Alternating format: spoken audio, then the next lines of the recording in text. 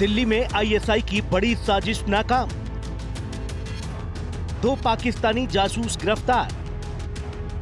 रावलपिंडी में मिली थी ट्रेनिंग।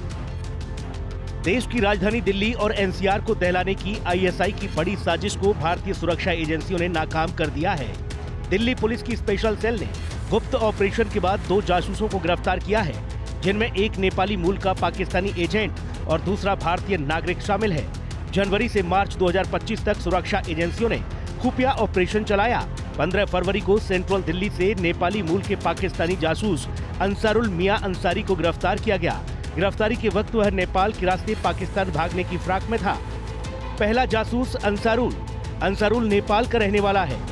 2008 से कतर में टैक्सी चलाता था। जून 2024 में रावलपिंडी जाकर ट्रेनिंग ली। इस केस में दूसरा बड़ा नाम है जासूस अखलाक का। अखलाक रांची का रहने वाला है। अखलाक ने अंसारुल की मदद की। अखलाक और अंसारुल दोनों लगातार पाकिस्तान के हैंडलर के संपर्क में थे। अंसारुल को मार्च में गिरफ्तार किया गया। गिरफ्तारी के बाद उसके पास से सेना से जुड़े कई अहम दस्तावेज बरामद किए गए। दिल्ली पुलिस ने बताया कि जनवरी से मार्च तक चलाए गए इस ऑपरेशन में पुलिस के साथ केंद्रीय एजेंसियां भी शामिल थीं। गिरफ्तार किए गए दोनों एजेंट इस वक्त दिल्ली की तिहाड़ जेल में बंद हैं। सूत्रों के हवाले से पता चला है कि अंसारी ने पूछताछ में बताया है कि जब वो कतर में कैब चलाता था तभी उसकी मुलाकात आईएसआई हैंडलर से हुई थी और बात आगे बढ़ी। बाद में अंसारी पाकिस्तान गया और वहां आईएसआई के बड़े अधिकारियों ने उसे ट्रेनिंग दी। ट्रेनिंग के पूरा होने के बाद अंसारी को नेपाल के रास्ते दिल्ली भेजा गया और उससे कहा गया कि वो भारत की सुरक्षा से जुड़ी जरूरी दस्तावेजों को सीडी बनाकर पाकिस्तान को दे। अंसारी से ही पूछताछ के दौरान पुलिस को रांची के शख्स अखलाक के बारे में भी पता चला और उसे भी गिरफ्तार कर लिया गया।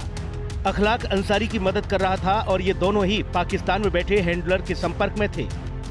आपको बता दें कि भारत ने 22 अप्रैल को हुए पहलगांव अटैक का बदला ऑपरेशन सिंदूर से लिया। उसने पाकिस्तान और पाकिस्तान अधिकृत कश्मीर में स्थित कई आतंकी ठिकाने तबाह कर दिए थे। इसके जवाब में पाकिस्तानी सेना ने भारतीय शहरों पर हमले की कोशिश की थी। भारतीय सेना ने इसका करारा जवाब दिया और उसे भारी नुकसान पहुंचाया।